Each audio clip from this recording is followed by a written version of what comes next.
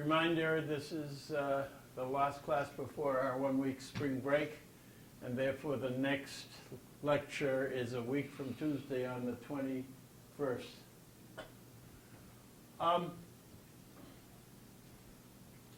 So we've moved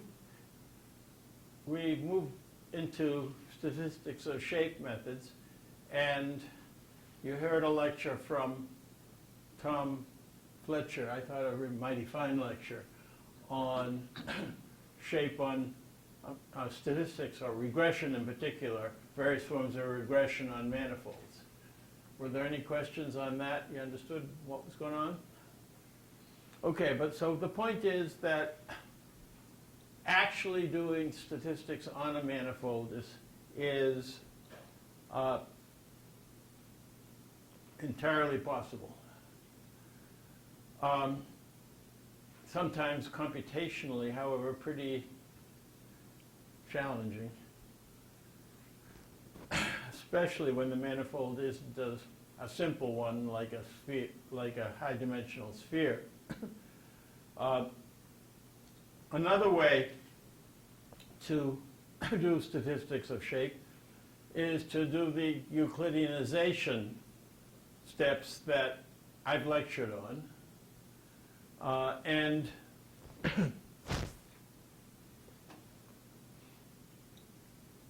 the notion is that if you, for example, by PNS, you Euclideanize your respective geometric properties, you then act as if they were in a Euclidean space. They're not perfectly so, but you act that way.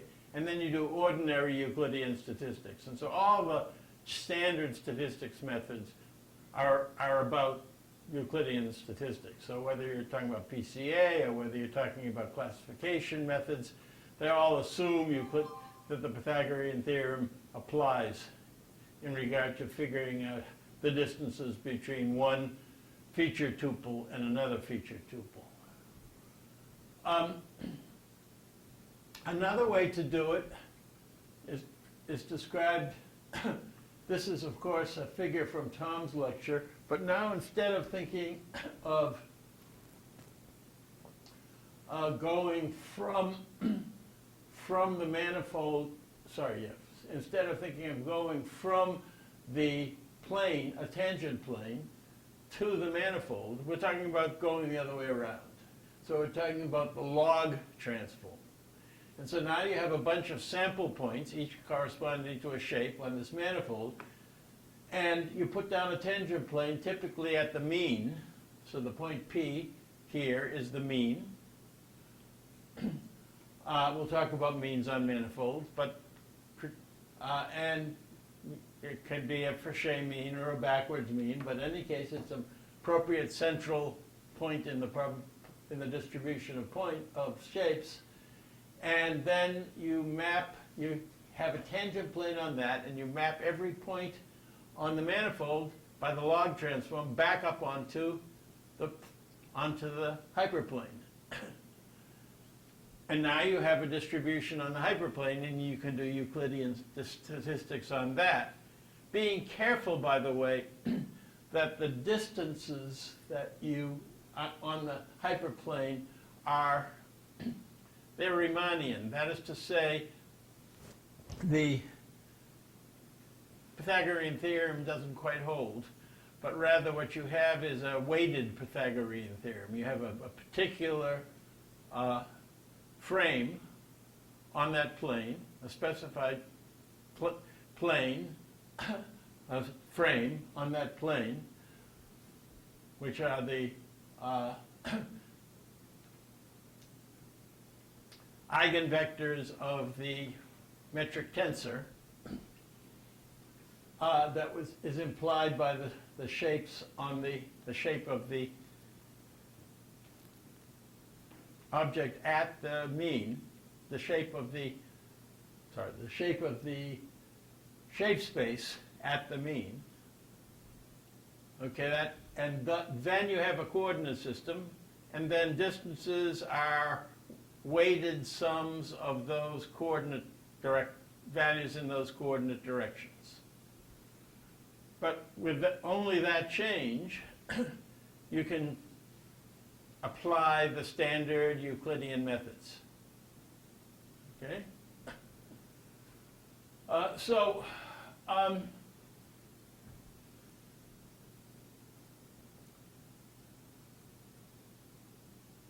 I want to point out that the Euclideanization may be not a single-step Euclideanization. So you may remember that I talked about a polysphere as the representation of n, capital N, directions, okay? N unit vectors. And thus, such a tuple, say a bunch of Andrinomals, or a bunch of SREP spoke directions, the first one will appear on one two-sphere. The next direction on the same sample will appear on the second two-sphere. The nth direction in that same sample will appear on the nth two-sphere.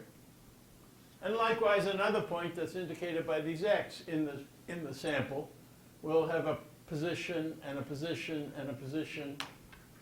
And the point is the whole tuple of capital N spherical points. And we talked about, on the one hand, doing PNS sphere by sphere, and then maybe doing PCA on the result. But another way that people are working on, and indeed Michael Niesenson, who's in the class, is working on, is to figure out a transformation from the polysphere to a sphere of 2n dimensions. Okay, a single sphere, but of higher dimension. Doing that in a way that maintains distances between points is not able to be done perfectly, but it can be done approximately. And once you can do that, this whole tuple of points indicated by the dots becomes a single dot on the 2n sphere. And likewise, one for all the x's is another dot, another x, if you will, place on this 2n sphere. And once you have that, then you can do PNS on the 2n sphere. Right? So, fine. That's what I mean by Euclideanization may be done in stages by going from a polysphere to a sphere and then PNS here. Anyway, all three of these approaches are somewhat popular, and I'll be talking about them all. And for this part of the course, this object-oriented data analysis book by Marin and Dryden is the major reference, and I will be making reading assignments, if you will, for the people taking the course for credit, and recommendations for the people who are following the course by audit, and they'll pretty much all be almost all of them will be in this book. And I remind you the book is on reserve at the undergraduate library. So, as it says, the Riemannian manifold stuff you've heard a good deal about already from Tom. I will also talk about how to deal with Gaussians on the sphere or on the hypersphere. So we know what a Gaussian is in Euclidean space, but what do you mean by a Gaussian on a curved manifold? And especially the problem of A sphere doesn't stop. It's sort of cyclic.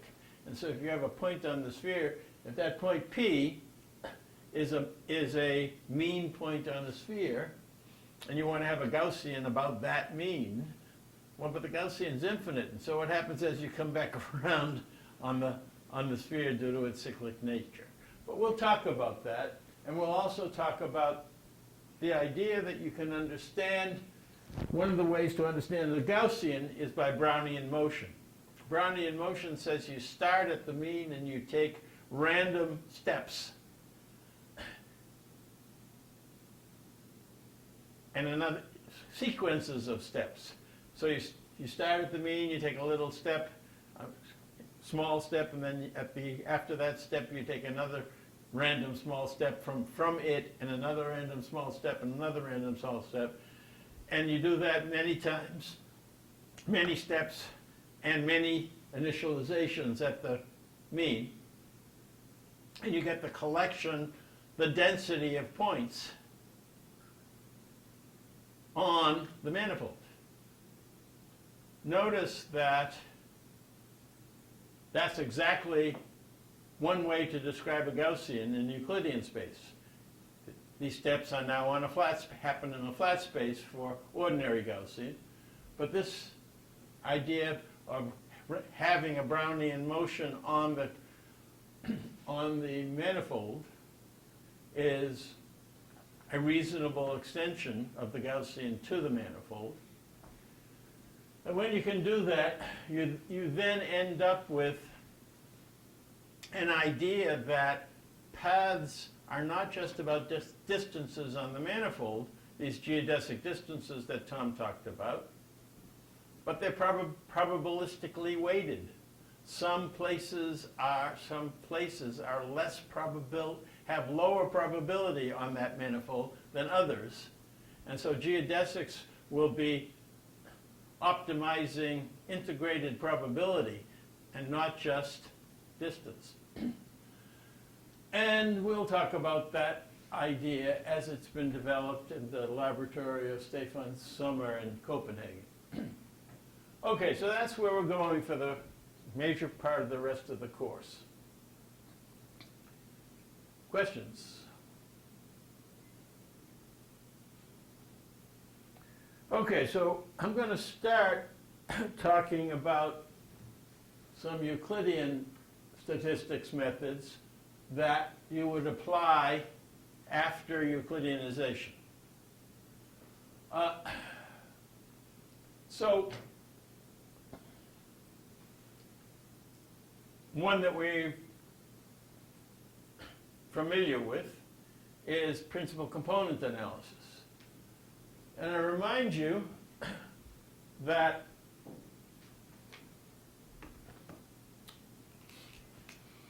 if you have white noise and you have the index of the eigenmodes here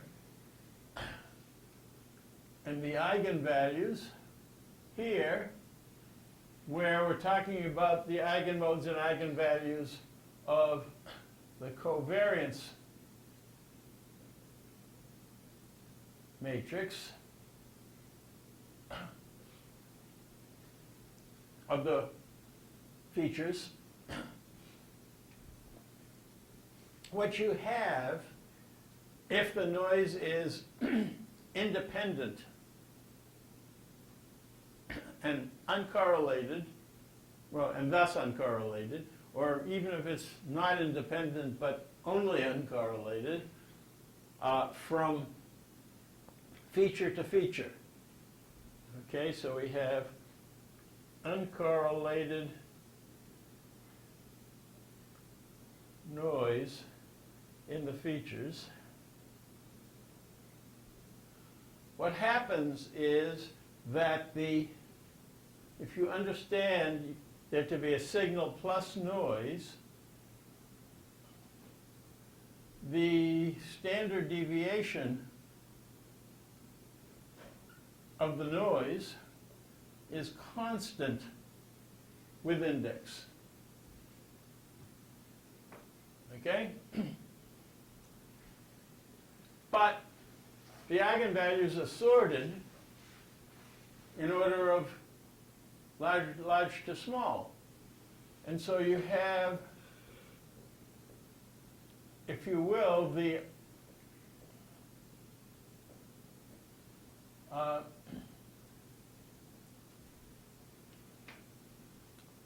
signal-only eigenmodes are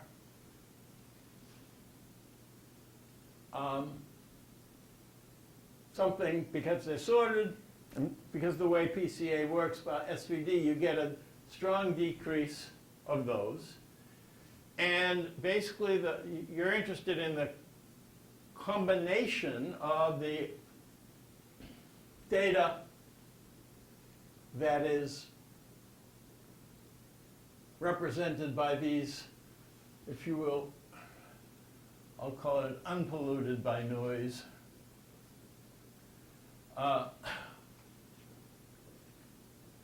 These eigenvalues that you wish you could have gotten, but what you actually get is something that is a little bit off because of the pollution of the noise. And round about here at this, you have, yes, it's still decreasing, but very, very slowly, because it's basically all that's in there is noise. The contribution of the real signal has gone to roughly 0, and all you have left is noise, and this tail is going to be interesting to us shortly. Okay? In any case, you get these polluted, this kind of a plot is called a scree plot. A plot that plots the eigenvalues versus their index in sorted order. You get these scree plots from the actual data, and the actual data has two things about it. Number one, it has noise. It has errors in the values. And the other is that it's only from this particular sample, training sample that you have, and it is if you redid a completely different training sample, you'd get a slightly different covariance matrix, and so on. So you have two sources of randomness here. One is from the noise in the feature measurements, and the other is from the sample selection, the statistical sample.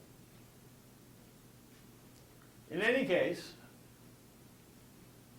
we're going to be interested in PCA-ish kinds of behavior in the presence of noise, and we're going to want to somehow,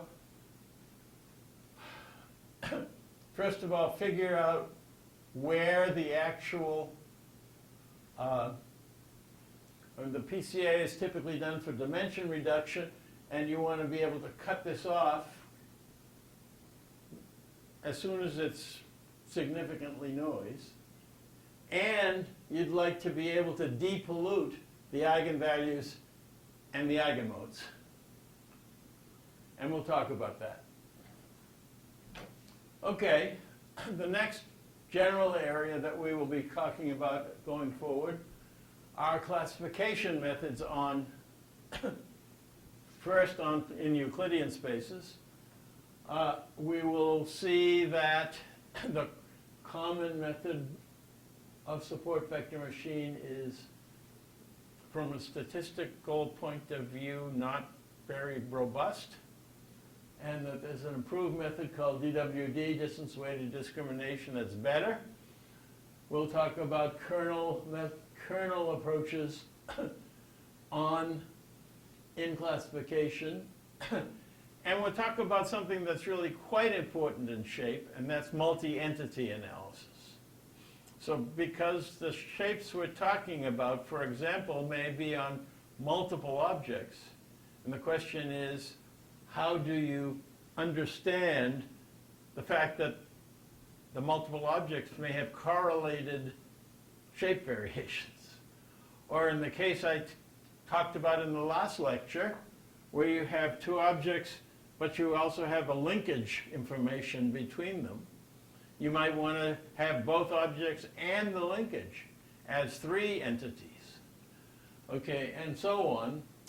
So this general question is how you do statistics on multi-entity. In our case, that means multi-object or information between objects analysis is going to be important to us, and we'll cover that.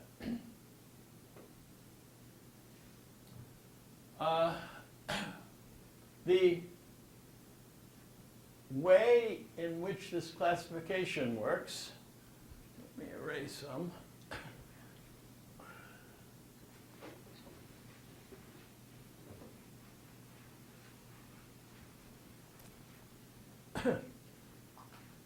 Is you have, for example, two classes that you want to classify between, and you have sample cases in your Euclidean space in this example. And the first thing these methods do, both SVM and DWD, is to produce a separation direction, which here would be something like so. Okay? And once you have the separation direction, you can project the x's onto the separation vector, and separately the members of the other class, the dots, and you end up with, if you will, a histogram of the dots and a histogram of the x's. And then the question is, how do you use these histograms for doing classification? We'll be talking about that. The next area that I'm going to be talking about is hypothesis testing. In hypothesis testing, you still have two classes, but you want to understand what are the significant geometric differences between the classes. And Tom Fletcher already told you about the idea of permutation tests, whereby you take the two classes, make a null hypothesis that there's no difference between them, and thus you're allowed to permute the assignments. So if you had n dots and n x's, you make some of the dots x's and a corresponding number of x's dots, and you redo that many, many times, and you get empirical statistics from the resulting probability distribution. And we will talk about permutation tests on shapes and hypothesis testing doing them. Dichroperm is Steve Marin's method. I think it's the direction, projection, and permutation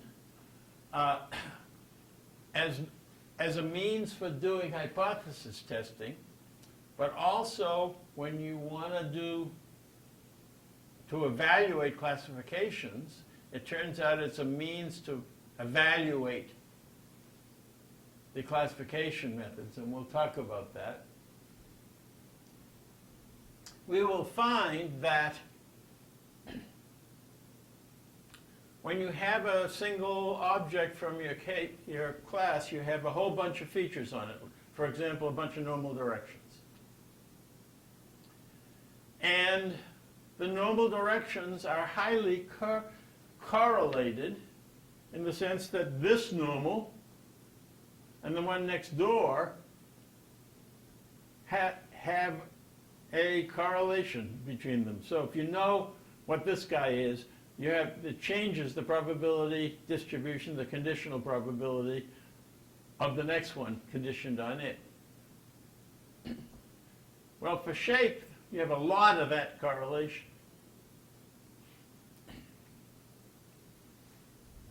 But you also have the problem that you are making a test on all of these features.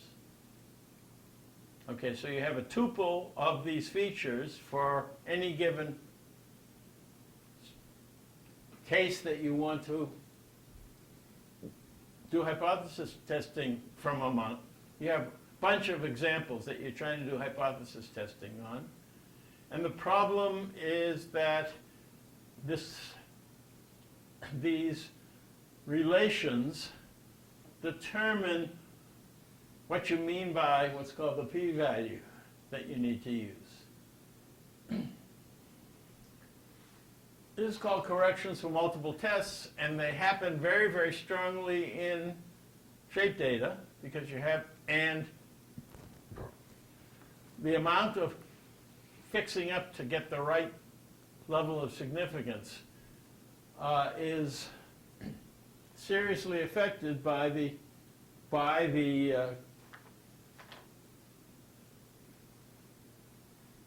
amount of correlation. And so especially for shape, we have to be concerned about, well, in general, when you have many, many features, you need corrections for multiple tests. But in our case, it is especially of concern because of these correlations. Another method that one is concerned about doing based on shape is segmentation. So segmentation involves start with an image and produce a description of the shape. Derive the shape from the image. And the probability distribution on the shapes turns out to be something we've been studying. How do you get probability distributions on shapes? Right? We've talked about doing that, for example, by deriving from the shape their features and then maybe doing some PNS and then doing some PCA. Okay, and that yields a probability distribution on the features that may be a Gaussian, for example, may be understood as a Gaussian. We'll see that there's also statistics issues related to shape on the intensity patterns. So let me draw that.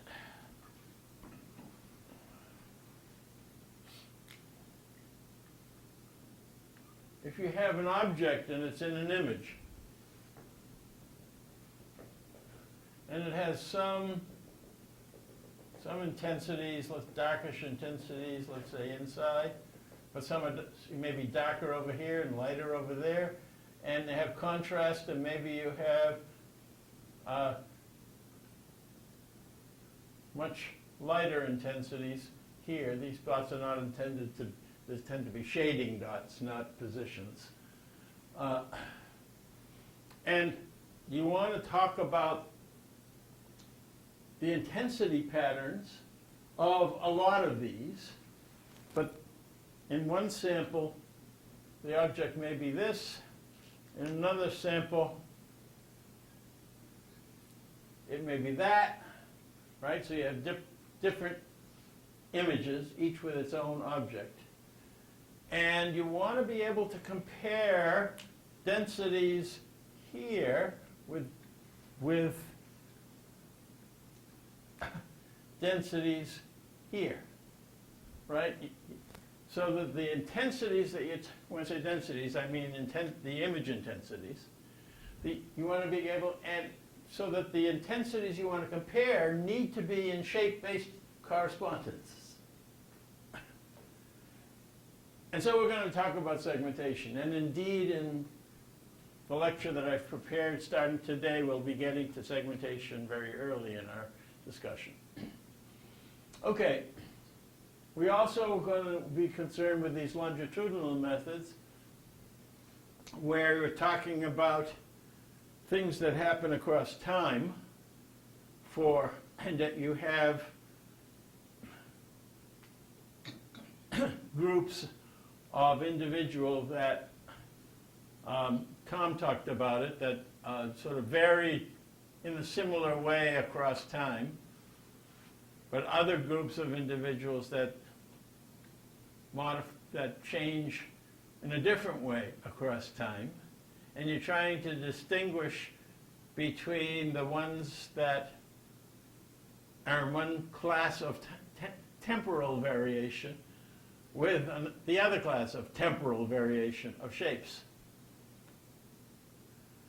And that also goes for hypothesis testing. So now you're talking about, for example, some disease process that for some individuals goes rather fast, and for some other individuals they have the disease, but it causes difficulty much more slowly, and you'd like to understand what the differences in those patterns between they are, what's significant and what's not. Anyway, so this slide was intended as an overview for most of what's going to happen in the rest of the class, the rest of the course. Questions?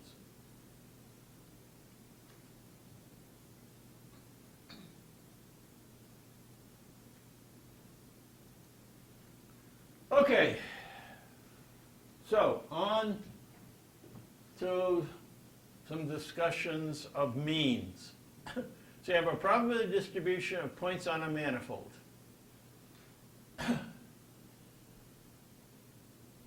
If we have a manifold, it's curved, but we can think of embedding it in a higher dimensional space. So for example, a sphere, one of these guys, a two-sphere, can be understood as being embedded in a three-space. Every point on the sphere is also a point in the three-space in which we're embedded. And we can now do ordinary means in that three-space, Euclidean means. We know how to do that. We add up for each feature, we add up the values of the features over the samples, and we divide by n, right? Now, that thing, so in this example with an x and a dot, the mean of those two will be halfway between them. It'll be this green spot maybe, right? And that green spot won't be on the sphere. The shape space is the sphere in this example.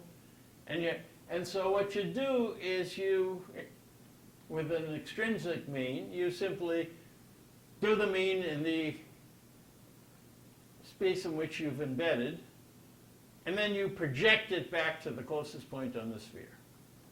And that produces what's called an extrinsic mean. It turns out to be very easy to compute.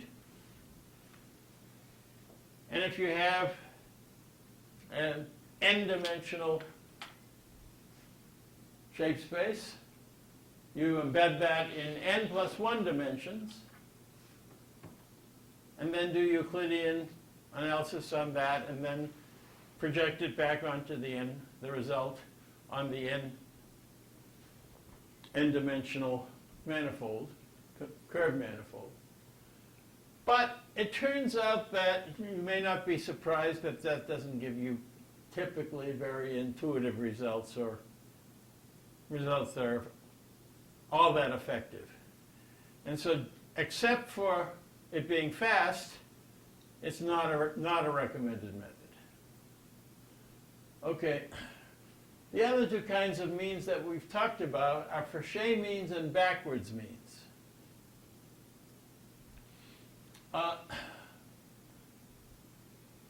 The Frechet mean, I've already explained, is the minimizer. Hope I need a different color here.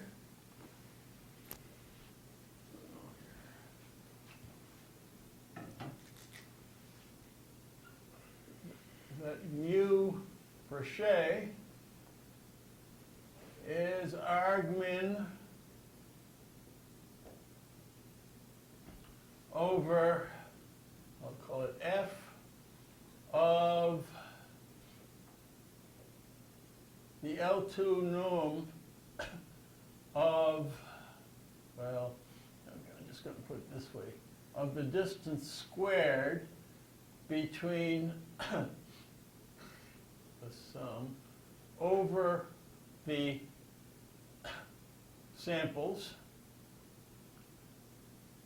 of sample I and F. And because on manifolds we have a distance function, and Tom talked about that, that is computed according to geodesics, we can find this minimizer of the sum of square distances, and that gives you the Frechet mean, and that's very, very commonly used for all different kinds of manifolds, for spheres, for polyspheres, for other shape manifolds, and so on. You need the distance metric associated with the manifold, which has to do with being able to do geodesics, and that can be slow, but it gives you a much more intuitive mean. But one of the questions you have when you compute means is the effective outliers. So if you have a bunch of points in your space, here are the blue points, and you have one point, for example, here that just is not in that same cluster. Probably because it was a bad measurement. But for whatever reason, unfortunately, the outlier has an outsized effect on the computed mean. And so you get, for example, this x as the minimizer of the sum of square distances.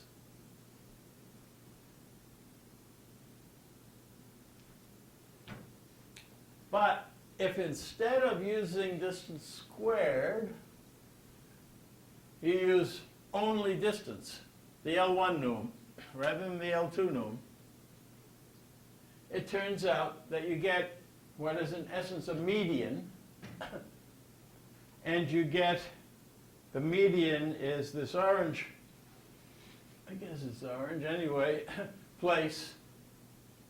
So if you have serious outlier problems, you use d rather than d squared.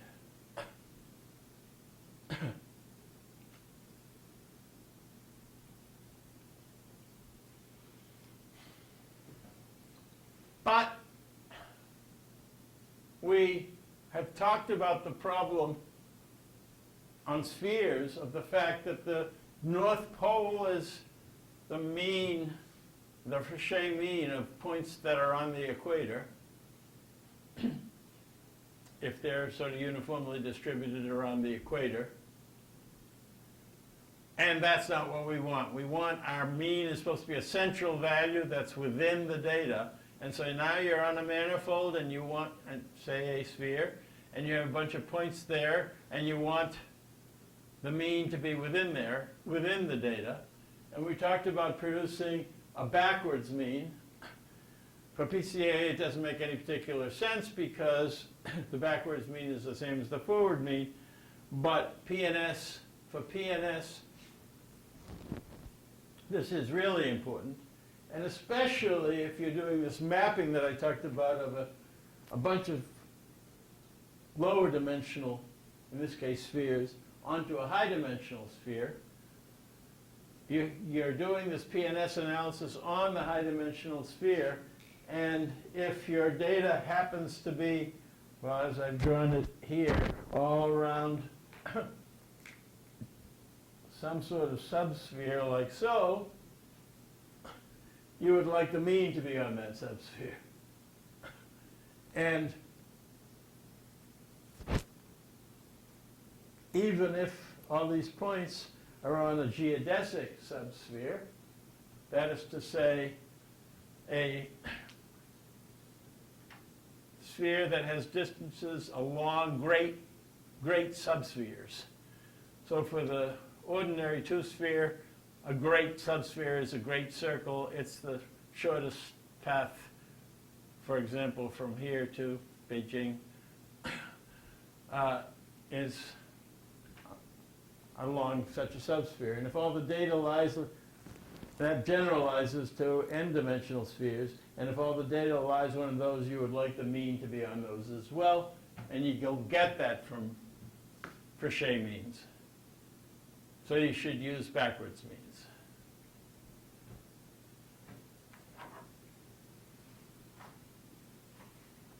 These figures are from the Marin and Dryden book. Okay, and I showed you this diagram before as an example on the two-sphere where the blue dots are the samples you want a mean of, and even though they are not equally distributed along a great subsphere, the lighter dot that is, I'll point to it here, is the Frechet mean of that data. And that's probably not what you want. You may well want this dot down here to be your mean, and that's the backwards mean in that example.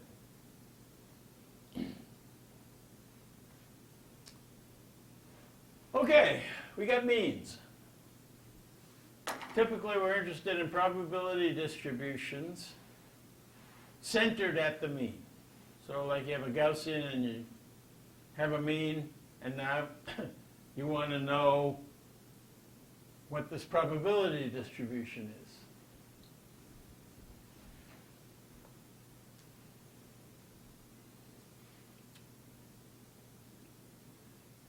We've been talking about descriptions of objects that have many, many features. To take an SREP as an example, we may have a few hundred sample points on the skeleton, and each one has a position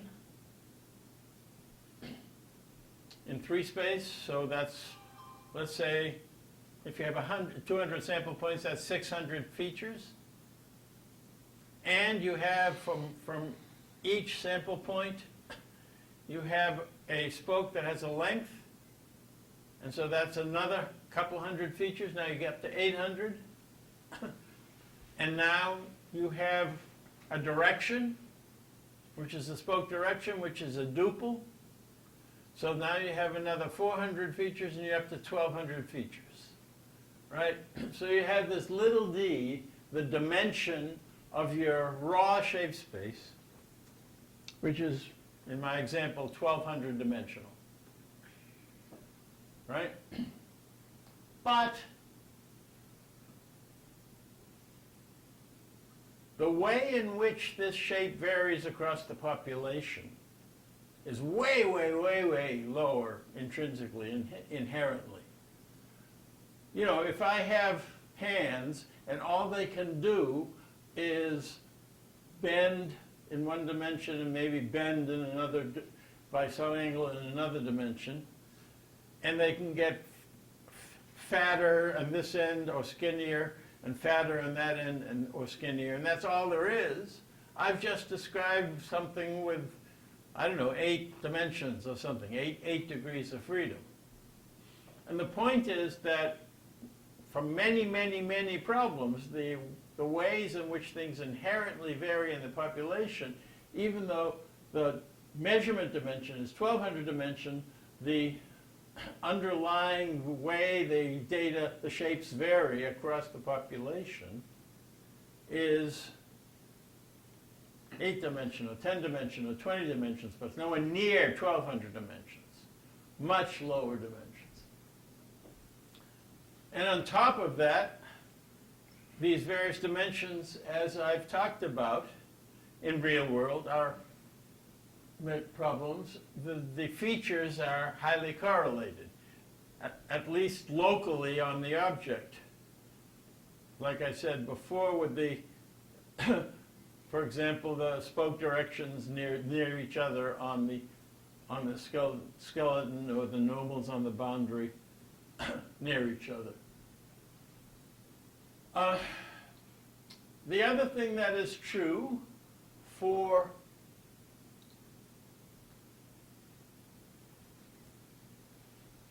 many, many of the real-world problems is that it's expensive to collect training samples.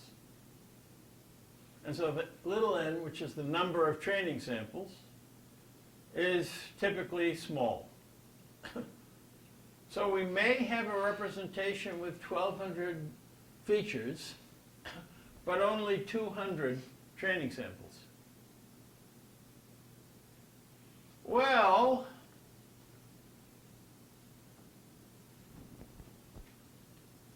look, the inherent dimensionality without noise is low dimension. But the noise is in feature by feature by feature by feature. And that's high dimension, right? And typically uncorrelated. So that the noise at one place on the skeleton is not particularly closely related to the noise at the next point on the skeleton. So the noise is high dimension, and we have low sample size. That's such distributions are called HDLSS, high dimensional low sample size statistics. And these distributions about the mean are very surprising. So if we talk about the noise distribution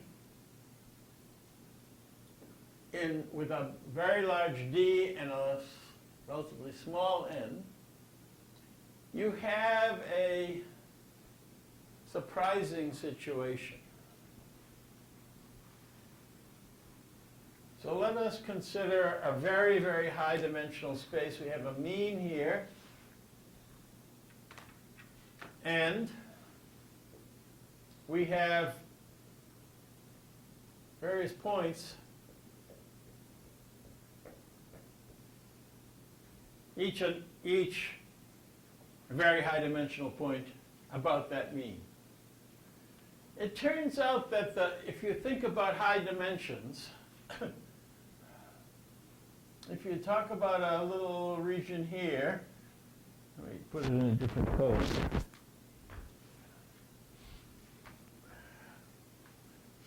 So let's take a little region here and a little region here.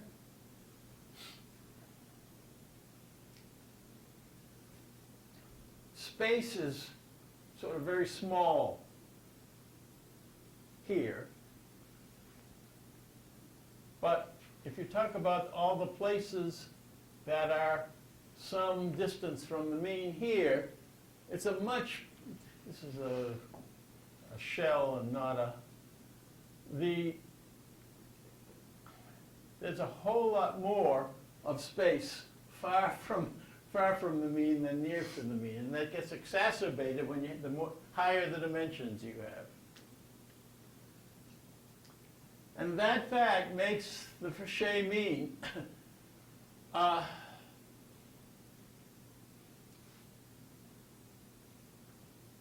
the data about the Frechet mean have a surprising result. You can see the argument for that in Marin and Dryden 14.2, but basically this fact that what's called the Lebesgue measure near the mean is, there's not very much space near the mean, and a lot more space farther from the mean, means that it turns out all the data lives around root D away from the mean. And so if you're in a 1200 dimensional space, root 1200 is whatever, it's root 3.5 times 10, I mean, it's 35. Almost all the data is 35 positions, 35, distance 35 from the mean. And we think of all the data ought to be concentrated near the mean, and yet, in high-dimensional, low-sample size situations, all the data is distance 35 from the mean. And so when we're dealing with noise, we got to be careful that we may well be in this HDLSS situation, and we have to understand distributions are going to be affected by this very high dimension that we're in.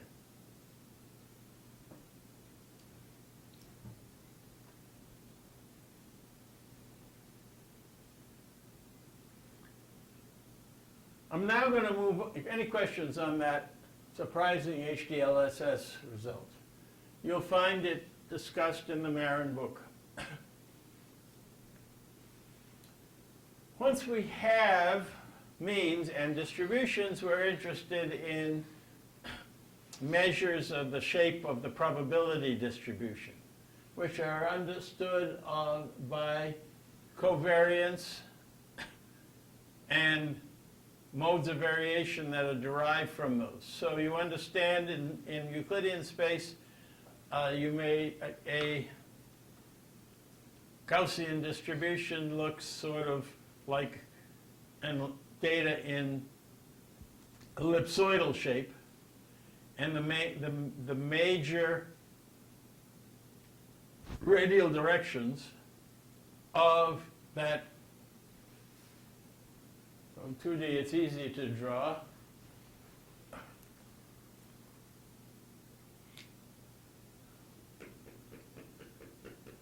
You're in a two-dimensional shape space, and you're interested in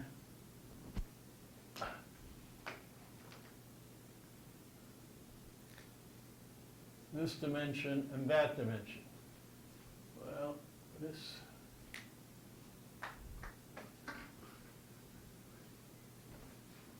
What did I do with the juicy pen? Okay. And those turn out to be the eigendirections of the covariance matrix, right? And so you're interested in those special directions. And now if you have a small amount of deviation from these points on a third dimension, due perhaps to noise, you may be interested in only these two dimensions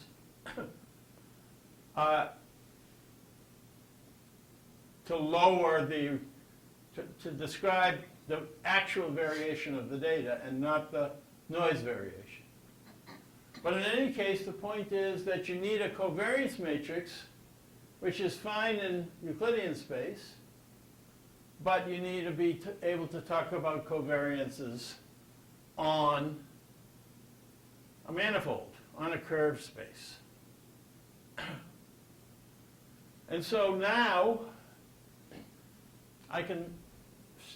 covariances are nevertheless also describable in terms of square distances between things.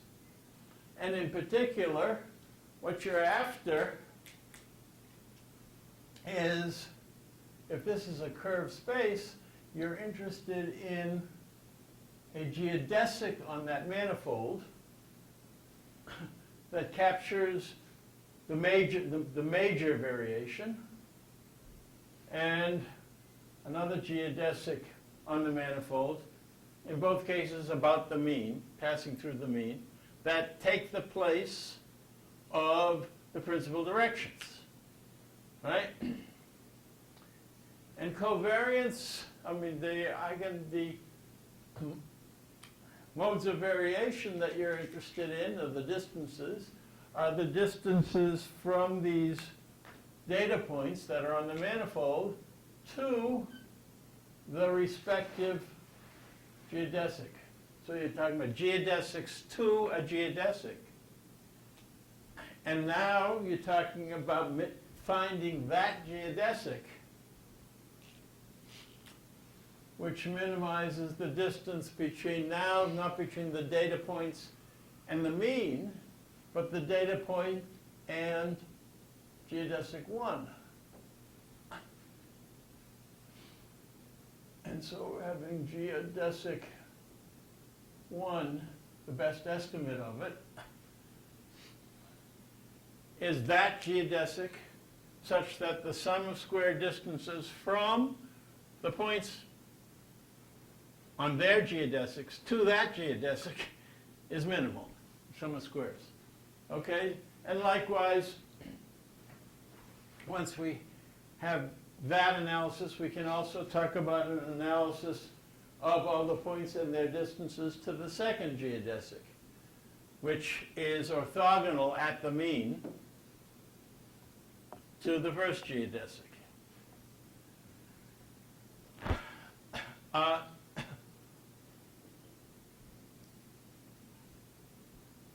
In any case, well, I better be careful about that orthogonality statement. But in any case, we need an independent, when we remove this variation from the manifold, we want the best geodesic of what's left.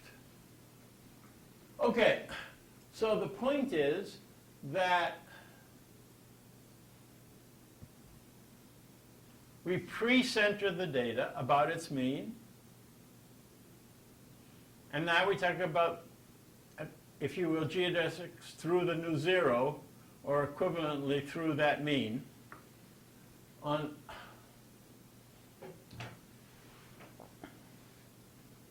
And so when we look for modes of variation, we end up with these geodesics being the minimizers that we're looking for. And it can be done in a forward fashion or in a backwards fashion. It can be done in a pure Fréchet. I mean, it can be done in pure Fréchet, or you can do it not finding the most significant geodesic, but the least significant geodesic first, right? And then going down. That's what backwards does.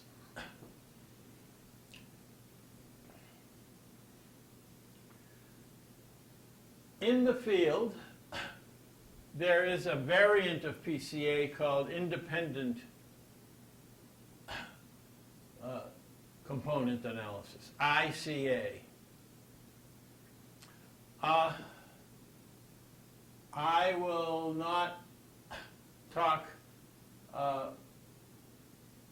very strongly about it, but it is claimed by users of it that the modes that you get out of that express causality, what causes the variation in the probability, better than PCA does.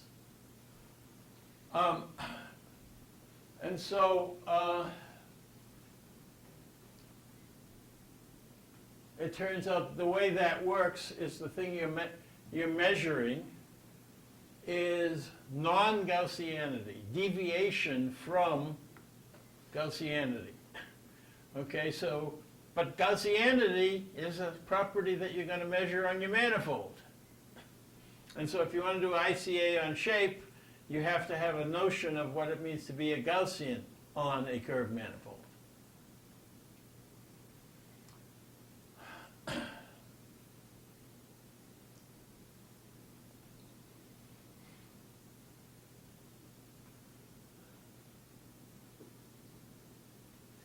in classification,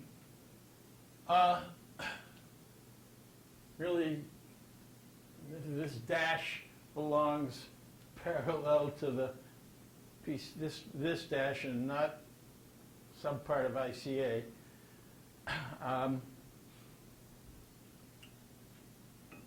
When you have two clusters of data, we talk about a separation direction. And we'll talk about ways of computing that separation direction, for example, by DWD. But a simple one is to take the mean of the two clusters. So in the picture here, you have the blue cluster, and the other class is the other cluster, and you take the two means, and you simply take the vector between them as the separation direction. And we'll see that that direction can be useful, but be careful again, because these means are on a manifold, and now you're talking about the geodesic between the two means, which in Euclidean space is a straight line, but in a curved space is not.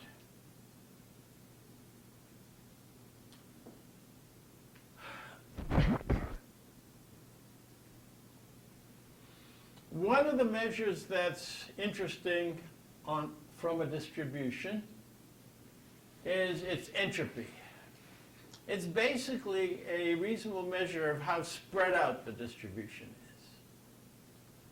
Well, one of the measures of how spread out a distribution is simply the sum of the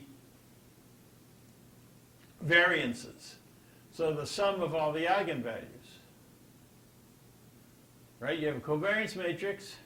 Each eigenvalue is a principal variance. Lambda sub I is sigma sub I squared, where sigma sub I squared is the variance of the data along the ith principal direction. And so if you sum up the lambda i's, you're summing up the sigma I squareds, and that's called the total variance.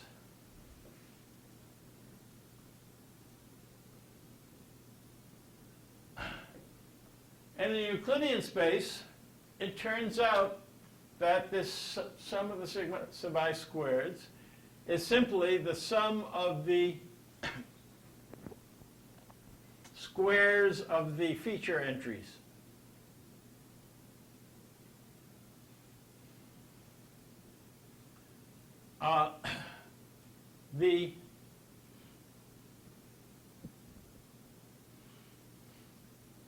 This is a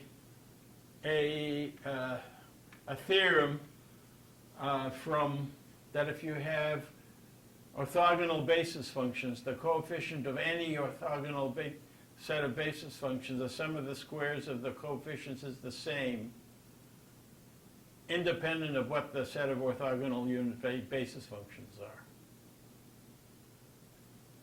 And so this is just the variance of the points that we're talking about, the overall variance. And then this can be used as a measure of spread, how far, in average square dimension, in average square sense, if you take the square root, you get a root mean square distance, how far the data is from the mean. And it's a perfectly good measure, but somewhat often more informative for spread of the distribution is the entropy. We've talked a lot about correspondence in doing shape statistics. And miscorrespondence increases the spread. And so trying to optimize correspondence according to things that I've already lectured on from an information theoretic point of view, in the work of initially by Chris Taylor at his laboratory at the University of Manchester, and later taken as also a closely related method by the ShapeWorks people at the University of Utah, which, by the way, Tom Fletcher last time talked about. He was at Utah till a few years ago when he moved to the University of Virginia.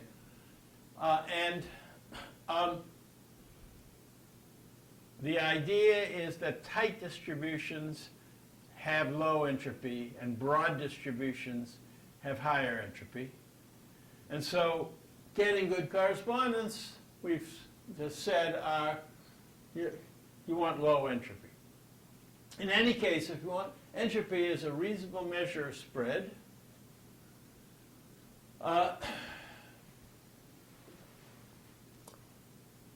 And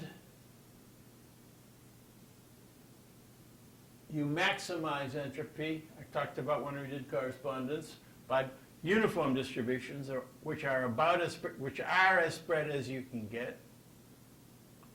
And peaked distributions get tighter and tighter and tighter from that, and you get lower and lower entropy, tight probability distributions. And it turns out that if you work for a Gaussian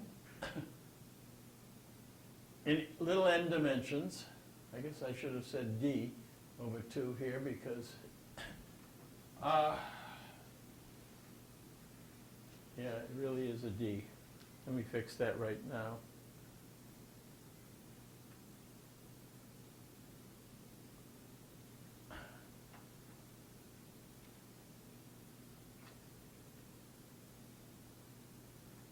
Whoop. Type. All right.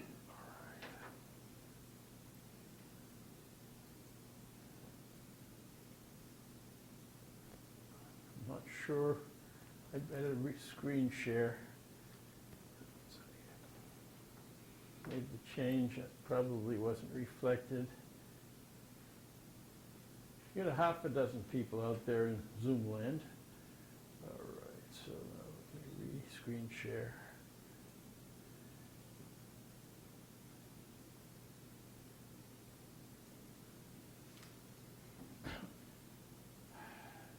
If anybody's not seeing this screen now, you better holler in person because Nick Tap Hughes, who was looking out for the people raising hands, isn't here today.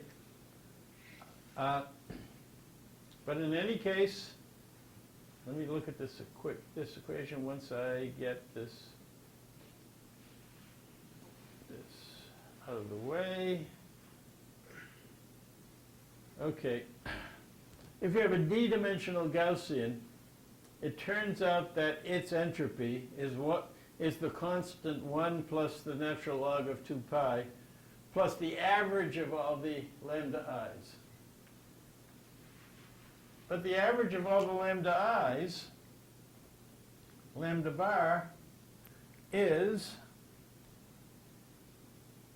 1 over d, sum to sum I equals 1 to d of lambda I.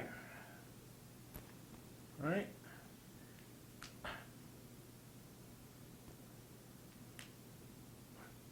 Had an interesting experience, which Junjie will understand. I didn't quite understand. I understood part of it. Tom Fletcher at our house the other night was wearing a T-shirt that was from some company that was called Lambda. And on the front of the shirt was that. A lambda inside a box. But for a Chinese person, the lambda symbol means a person, and the box means the person's in prison. So that's the Chinese character for a prisoner. And Tom's wife, Meow Meow, you can tell from her name, is Chinese, and her her mother was visiting, and he was wearing this T-shirt. Why are you wearing a T-shirt that says you're a prisoner? Anyhow,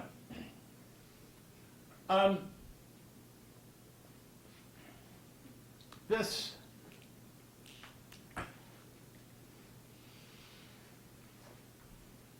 whoop, I have it wrong.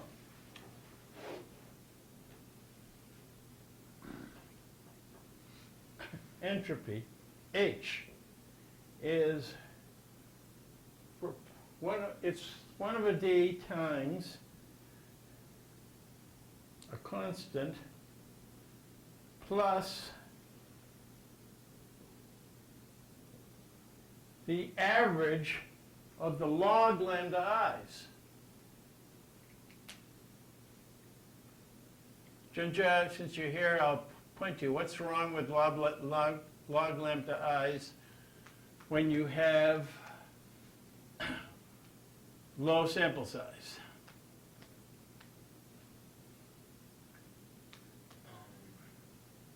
Okay, so the problem is that when you have low sample size and higher dimensions, the covariance matrix has a whole, the eigenvalue distribution has only as many non-zero lambda sub i's as there are samples. And all the rest of the eigenvalues are 0. What's wrong with having 0 eigenvalues? What are that? What's natural log of 0? Is infinity. Yeah, it's minus infinity. That's right. And so you really can't use. Okay, so I didn't write this clearly, but let me. It's log lambda bar plus a constant. And if you have low samples, low training samples as compared to your dimensions, you got in real trouble with that definition of entropy. And so people are careful. Remember I talked about wanting to cut off the distribution to just the inherent dimension. And now you're going to take these log lambda bar only over the inherent dimensions and not over all these noise dimensions, which in essence have 0 or very, very small lambdas. And that makes things a little bit uncomfortable computationally for deciding where to cut this off. And we're going to do something called Marchenko-Pasteur analysis shortly, which will help us make that decision. Okay, so at this point, I'm at the end of the lecture, and we're going for the next lecture, which will be a week from Tuesday, is I'm going to be talking about dimensionality reduction and especially the need for it in segmentation by posterior optimization of the posterior probability. And we will see in it that there are a number of issues that we have to solve, all statistical. And in particular, we're going to be talking about this, how many eigenmodes are there really, and what are their eigenvalues. And this is going to get us into a section of statistics called Marchenko-Pasteur analysis. Here it is spelled out. And you're going to be doing reading in Marin and the Marin and Dryden book, chapter 14. Pretty much that whole chapter is assigned. Okay? And so you may want to wait for my lecture on it before you go read it, but you're going to eventually need to read that chapter if you're taking the course for credit. or if you want to understand reasonably better than I will present what's going on in detail. Okay, so at that point we're going to stop. I hope everybody has a fine vacation, spring break week, and we will be back here a week from Tuesday. Bye-bye.